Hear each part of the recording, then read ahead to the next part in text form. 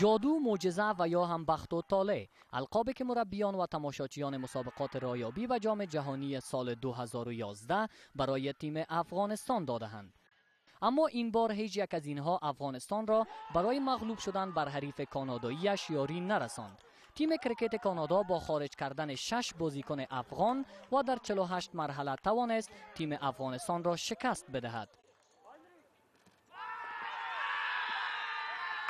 بدین ترتیب تیم افغانستان شانس بسیار کمی برای رایابی به مسابقات جام منتخب جهانی سال 2011 دارد.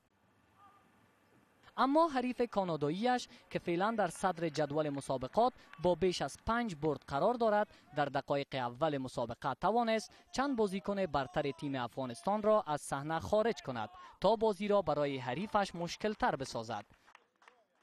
با وجود آن هم نور علی با 122 امتیاز و نوروز منگل مربی تیم افغان با 46 امتیاز توانستند 265 نمره را هدف برای تیم مقابل قرار بدهند که بلندترین امتیازی بوده که تیم افغانستان از آغاز مسابقات تا حال کسب کرده است.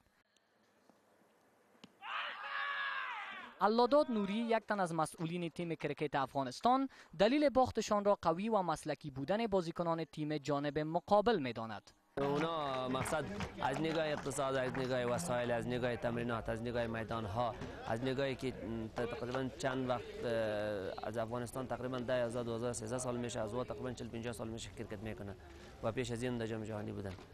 افغانستان که تا حال توانسته تیم‌های دنمارک، برمودا و ایرلند را شکست بدهد، قرار است با دو تیم دیگر یعنی نمیبیا و اسکاتلند در روزهای آینده به مسافه هم برود تا شانس خود را برای شرکت در مسابقات سال 2011 آزمایش کند.